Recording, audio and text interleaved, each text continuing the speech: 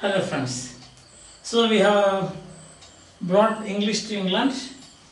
We have given the name, the land's name we have given England, and the language we have given the name English.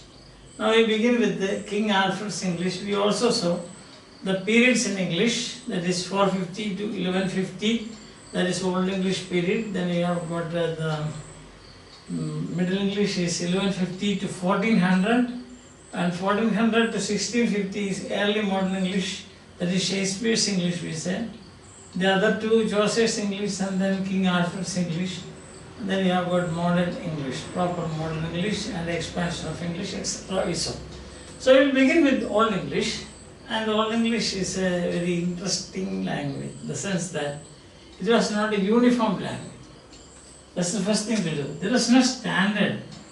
Standard doesn't mean there's not standardized, means fixed in a particular form as it was in the case of 18th century. 18th century, the language was fixed as a particular, a standard, you can say, standard English. Now what we get is only dialects. Dialects. We have seen no? Fusion of the dialects, the fusion of the dialects spoken by the Teutons who arrived in England in the manner described. That is, we saw they came there, they forcefully settled down there, and they were speaking a language that is low Teutonic language, and that is, they brought that language here in England, and that you don't find it in a uniform, say, a standard form, but Old English existed in the form of different dialects. Multiplicity of dialect, point 1. You will get a question like this. What are the characteristics of Old English? Then this is first point. That is, Old English was not a uniform one, but there were multiplicity of dialects.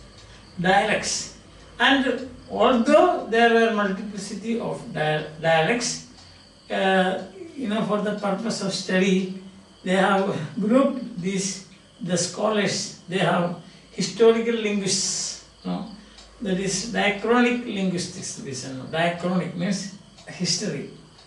Sorry. They have grouped it into 4, and those dialects are, again another question can be asked now, what are the dialects of Old English? And the Old English dialects are, first you should know that Old English existed only in the form of dialects, not as a standard form, 1. Secondly, what are the dialects? First is Northumbrian dialects. Northumbrian, not one but many. The second is you have got Northumbrian Mercia. You remember that Anglo-Saxon heptarchy.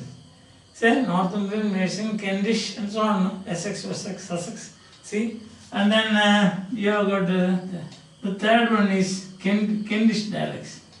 Dialects spoken in Kent, and the fourth is you have got the West Saxon dialect. West Saxon dialect, southeast of England. What do you see? The Saxons spoke that. Understand? So this was the situation.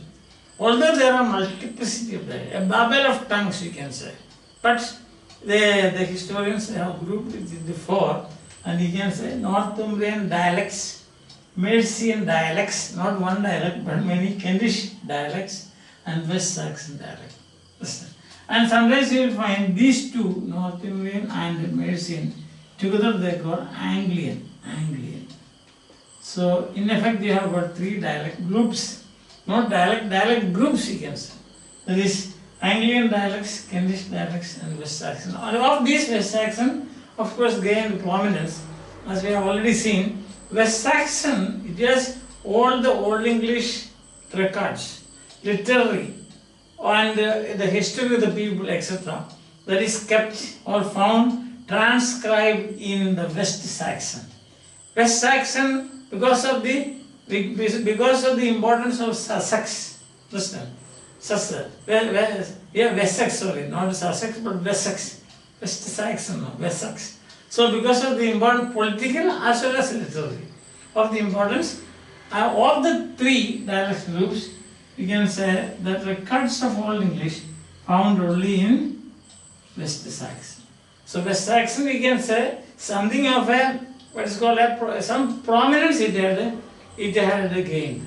Nearly all the Old English literature is preserved in the West Saxon dialect, or the dialect of King Alfred, we said. Yes, political significance and literary significance, both it has given. So the basis of the study of Old English. When you are studying now Old English, you are not studying Northumbrian or Mercian or Kentish, but the corpus or the body that you are taking and studying. You are dissecting. So corpus is the Latin word, means body. So that is the body of the thing that we are studying, that you will find that is West Saxon. So if you say like that, what do you know about Old English? Old English was not a uniform language. Old English existed in multiplicity of dialects. And then, what are the groupings? You have got Northumbrian, then Mercian, Kentish, and you have got West Saxon. And Northumbrian and Mercian together equal Anglian, not Angles, the people, Anglian. Then what is the next thing to do is, to remember is that, except West Saxon, all the other dialects were practically insignificant. Because the records were kept, literary significance and political significance of that particular area, geographical area, what you call Wessex, isn't it? So that gave prominence to the West Saxon language, or the language that is spoken and written and used by King Alfred. Understand that? So that is all about an idea about Old English. Now, what you have to do is that what you are going to do is very simple, but don't. It may be strange. That's so. I don't say it is difficult. It may be strange. For some, if you have a passage of Old English, and then near to that you have a passage from French or Italian, you will read French and Italian or understand French and Italian better than Old English. So it was so strange as that. But still you can see, for characteristics of Old English, very often it is asked in the examination. So I have got 4 areas you have to consider.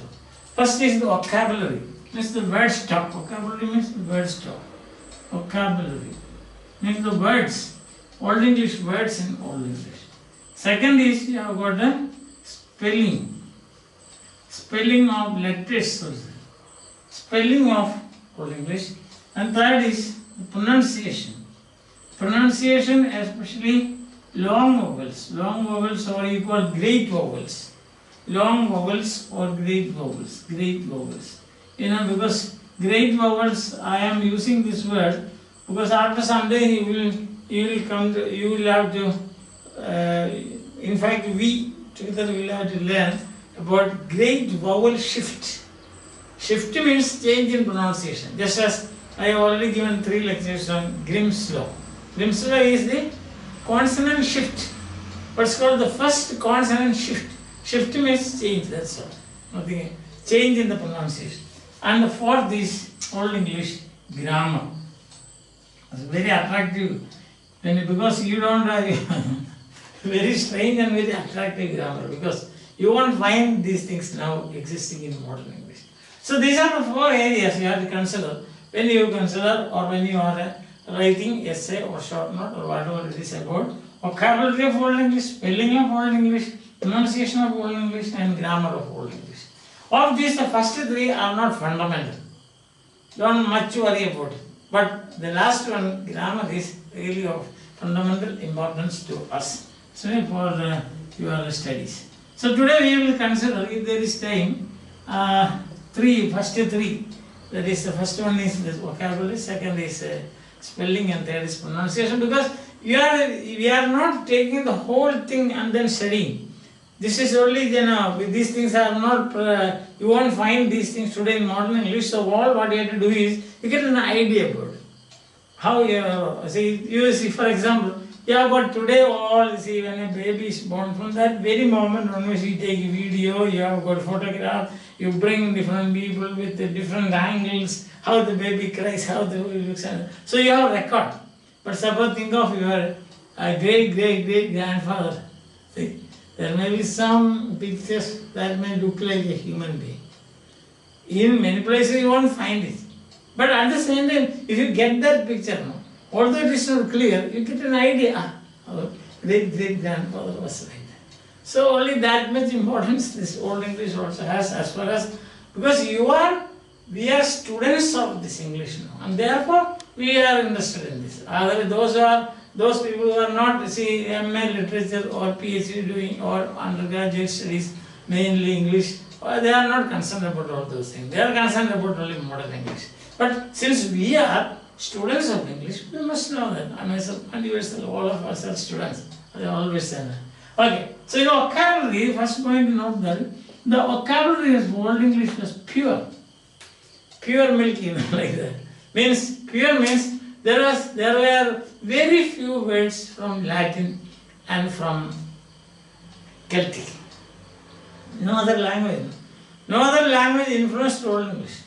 So, very 85% of the words of Old English that we find vocabulary pure. Pure means Teutonic vocabulary. Teutonic, all the words that were brought by the Teutons. But they all expressed fundamental concepts. See, for example, man is a fundamental concept of man, M-A-N-N, man. So you have got the meaning is man, today modern. Or whiff means wife. See that? Wife. Which means wife. Then you have killed, see. See is used for CH. Is child. You have got child.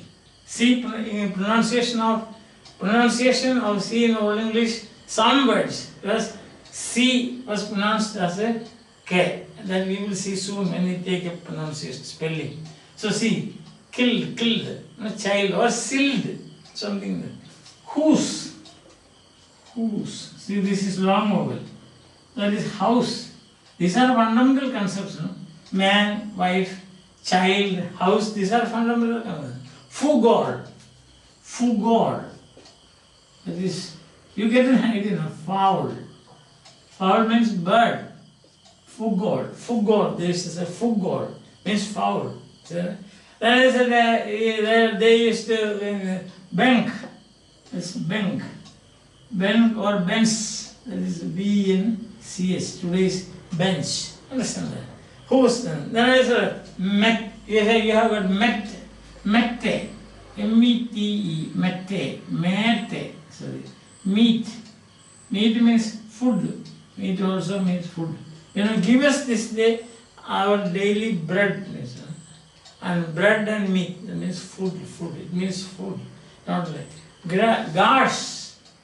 G, that is a special letter like this. Gars means grass. Sorry, it's not grass.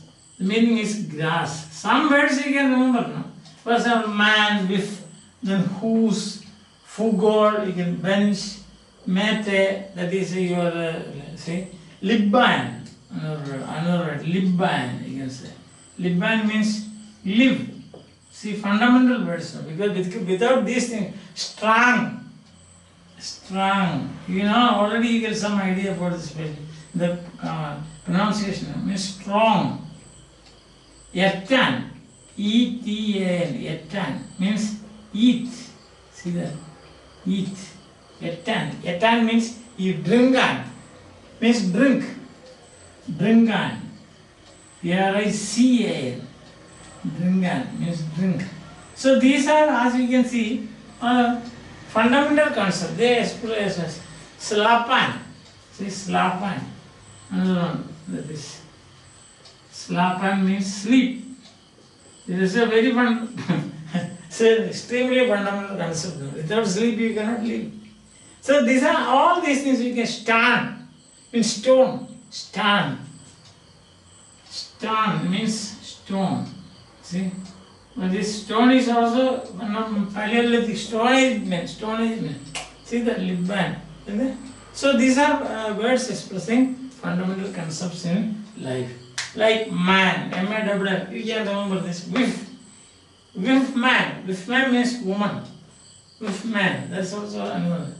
Sealed or killed. child, whose, house, whose farmer, the house of fame. That is this is Chaucer's, one of Chaucer's books writing. This books is known as House of Fame. Whose farmer? Whose farm? Liban, live. Strong means strong. Something like modern English, you know. Fugol, fowl. Bank, bench. Mete means meat or food.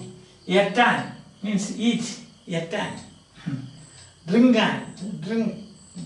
I think you can. Sample at least 5 or 6 words you remember. You can remember man, with, yatan, dringan, Liban, fugol. You can remember this thing. 5 or 6 words will do at least. You know, you got an idea about how Old English looked like. You can give some words. There is support for your answer. That's the thing. So this is about vocabulary. The first point to remember is that it is pure. Means there is no mixing of.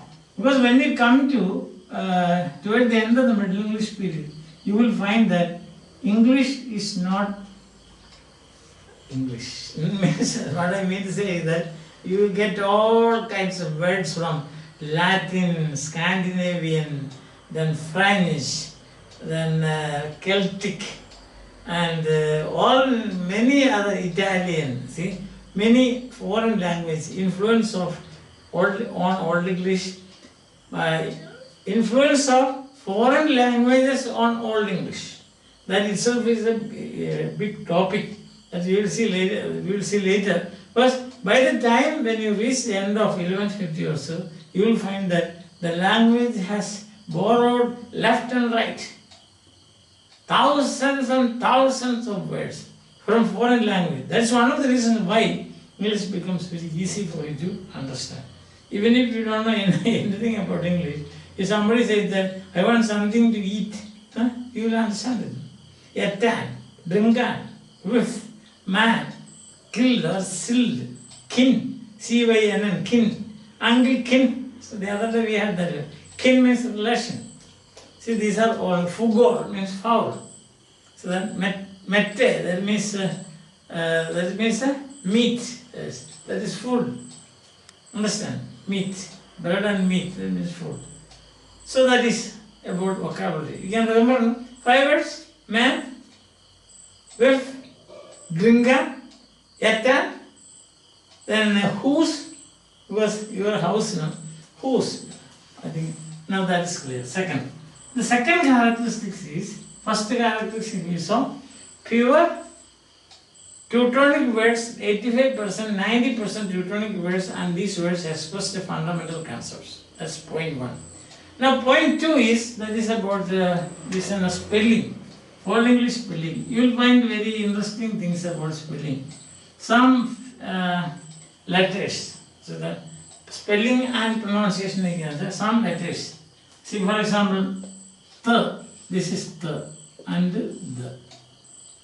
For the sound represented by th, they have 2 letters like this. Understand? So there is a that, not that. That. One or 2 examples. And they had a diagram. This one. Diagram. A and E. Understand? And C was pronounced as K. C. Instead of K, they could write the C. Already we have seen king. And the SC represented the sound of SH. So ship. SC. SH. And the SC, SH. Understand? So these are the some of these points about spelling. That is, so you can give examples like this. You have the that, you know. There is a that, not that, but that. That is the Old English word. That. Then this one, we have already seen example. There was a slapan, example. Guards. Guards. One example I have already given. Guards. Guards means grass.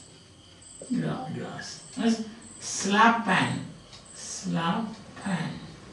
That means sleep. See, you don't have this letter now in English. You don't have this also. This spelling you don't have here. This spelling also you don't have. Understand? Bath. They used to write like this. Bath. See, bath. It's not a phonetics rule. It's a whole English. Understand? Fork. K. F-O-L-C. Fork. See, C. Instead of the C, the letter C represented K sound. Ship. S-C-I-P. Ship. Instead of modern English, ship. That is S-C used for S-H. Spelling S-H. So instead of that they used to use S-C. Listen. A kin, I already told you, a kin. C-Y-N-N. C-Y-N-N. Kin. Kin means relation. It's a kinship relation means now. Nacord. Nacord. This is N-A-C-O-D. You can guess now what is nacord. Nacord is naked. Naked truth is, fork, nacord and so on. See, that is a hat. This hat.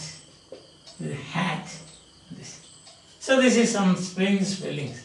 So you can say spelling, you have got 1, 2, 3, 4, 5. 5 strange letters. That's what strange letters you can say. Understand? Is that clear? So the first one is vocabulary. Pure. Teutonic words only. 90% Teutonic words. And though they express the fundamental concepts like sleep, slapan, etan, see the kin, C-Y-N-N, kin. You have killed or silled, C-I-L-D, silled, or killed. Yes. Then you have got with, woman, man. So man with killed, that is family. Yes. Bank, family, that is the basic furniture here. B and C, bank. Etan, slapan. After eating, you sleep. Drinkan. That's very easy. You can connect it like that. Etan, drinkan, and slapan. You eat, drink, and sleep. What a beautiful life it is. You eat, you drink, and then go to sleep. Isn't it? Hey, someday you will be able to do it. When you get your pass, not pass, but get a first time in your examination, get a job, UGC selection, net, and afterwards you can drink, eat, and sleep. Not now. Now it's time for hard working. Understand? So you can remember this, and this is also ta, da, no? Ta. This is ta, da. That is ta, this. Libban means leave. So that is. So these are some spelling you find. You don't find this, you don't find today's alphabet, you don't find this. You find this. Today also sometimes you cat, C-A-T, cat. We say like that. And also we say a C with a C letter used for S sound is, you have got a C for K, we have got S is what is that? Ses. C-E-S-S. Ses, no? C. You write beginning the initials of ses. So in modern English you have this used for C, S sound and K sound. And Old English was used mainly for K sound. K and SC ship. SC ship. So I think that is clear to you. At least 2 or 3 spellings you can remember. So 2 or 3 letters. If not the whole thing, I think nacord and some Indian is remember. Nacord. Fork, F-O-L-K, fork. That also you can remember. I think it's not a problem. Is it a problem? No. Now the next is 3. Third point is, so first is vocabulary. Vocabulary, that is one. Second is, we have seen spelling. And now third is pronunciation. Pronunciation. You have got the great vowels. See. These are great vowels, and that means long vowels, and length was marked like this. See, if you write like this, that means it is to be pronounced long. A, E, O, U. I think it's because of this that a misunderstanding has got into in the teaching program, that if children are asked how many vowels are there in English, they will say A, E, I, O, U. That's wrong. We have already seen now. There are 20 vowels in English, not A, E, I, O, U. They are the vowel letters. You know all the 20 vowels. I have seen 12 pure vowels and 8 diphthongs. If you have any doubt, you can refer to my lectures. 20 lectures I have given on English phonetics.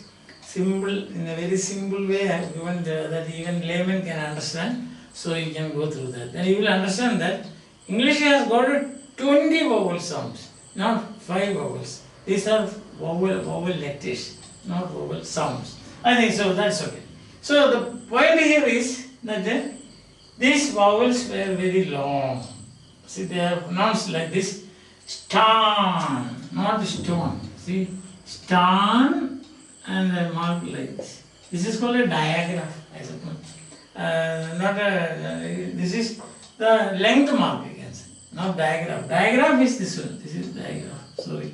This is diacritic, they call it.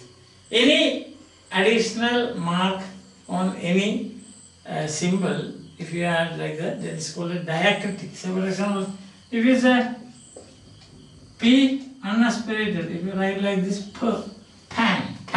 So that small h is a diacritic. Diacritic. Understand? And additional information or given about the quality of the sound, that's all. Diacritic is, there are different ways. So sometimes you will find diacritic like this. See? That O has an additional information. That is, if there are 2 dots like this, how to pronounce it.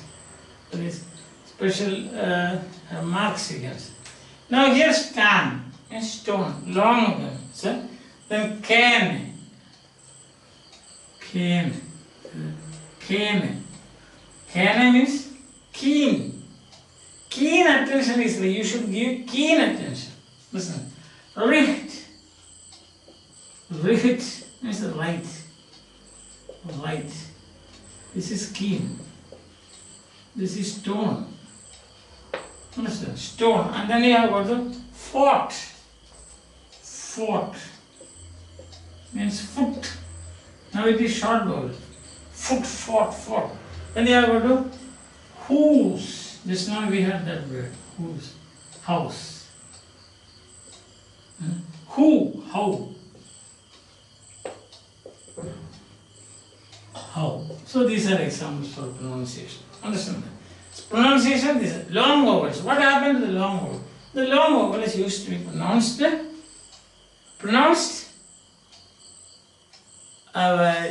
as long vowels. Not today, it's not like that. You can see it from here. Whose, Old English, now it is house. Fort, Old English, now it is foot. So the pronunciation has changed. Understand? So in pronunciation, what you have to do is that you have to remember is the long vowels or the great vowels, they were pronounced without any change. They were pronounced as long vowels. In some cases, modern English you will find whose has become house.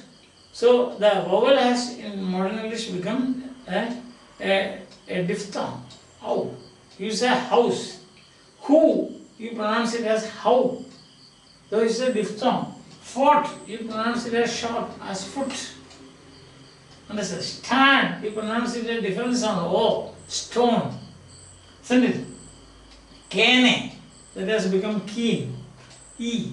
So that about that we will see towards the end of the, not towards the end, somewhere in the middle of the course you will find that.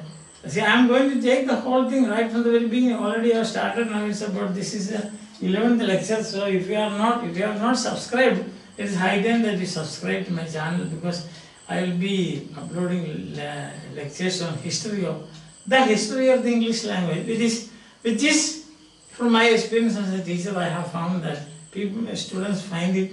They say that it is difficult.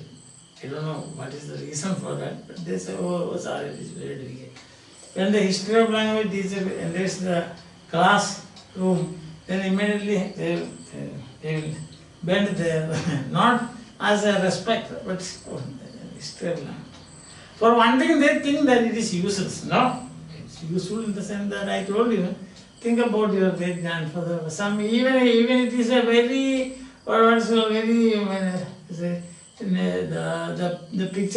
the picture looks like a shadow. Even then, you have some interest in that. Our great grandfather was like this. See, like this.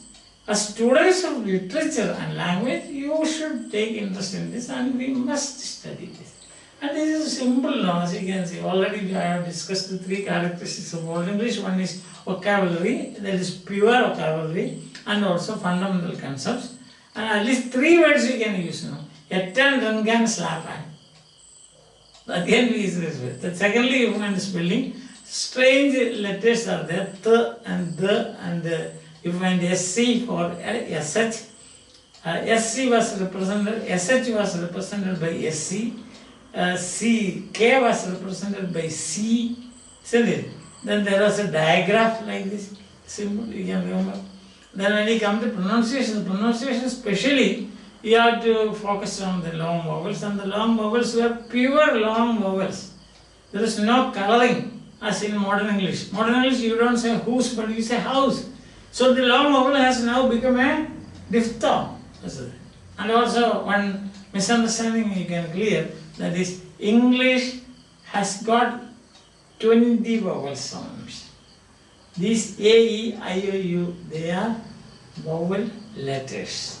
I humbly request you to go through, if you have got, to clear your doubts, if any, to go through my lectures on phonetics. 20 lectures are. Alright, so tomorrow we will take a fundamental difference, that is of fundamental importance, that is grammar. Because today there is no time, if I go on like this, many students are complaining that my lectures are lengthy. So, I mean, not complaining, they are suggesting, sir, if we can shorten, sir, 20 minutes, 10 minutes, 15 minutes. And therefore, I promised those students that definitely in future I will be giving you short lectures. So then 10, 15, and then you can listen to a song or something like that, or go for a tea to the canteen or somewhere to your kitchen if you are living in your home, and then listening to my lectures. You can do such kind of entertainment also in between, so that you won't get bored, okay? Is that alright? Fine. So, just to tell you the briefly summary, I told you about this few points. One is, Old English is the fusion of the dialects brought to England by the Teutonic tribes. There are multiplicity, but still you have got 4 groupings. One is Northumbrian, second is Mercian, third is Kentish, and fourth is West Saxon. And Northumbrian and Mercian together you call Anglian. So you have got in effect 3, Anglian, Kentish and West Saxon. All these West Saxon became very significant and important. It gained importance because of the political and literary significance of that place, and also King Alfred. So all the records that we find, when you are studying Old English, what are you studying? You are studying West Saxon dialect. That's all. Simple. Now, Old English characteristics you can have under 4 heads. One is vocabulary, second is spelling, and third is pronunciation. And the vocabulary, fundamental concepts like Ettan, Rangan, and Slapan, and man, and whiff. Okay, there are other things you forget. Fugol, etc. is there. You have forget about that. At least remember the 5 or 6. Then you have got spelling, SC. SC was used for SH, sound representing SH. Then C was used for K. Then A, diagram, there was a new one, which is not presently, we don't have it now. The and the, both representing the sound of the spelling TH. Instead of TH, they used to write like this. That's special type of letters which we don't have. These days we don't have this thing. Now, of course, the third point is pronunciation. Pronunciation concerns only long vowels here. We have seen already A, E, O, U. They were pure vowels. They were long. They are pronounced as long vowels, as we have already seen in words like stand, can, read, fought, and whose. Understand? I think it is now clear to you. There's no problem. Tomorrow we will take up, on the next class, when we come to the next class, we will take up what the grammar part of it. But don't get worried about that. Again, I tell you, I'll give you, we will only have a look at it, the sample. We will see what is the difference between modern English grammar and the old English grammar. Okay? So it's fine till we meet again. Bye. Take everything easy. Take care.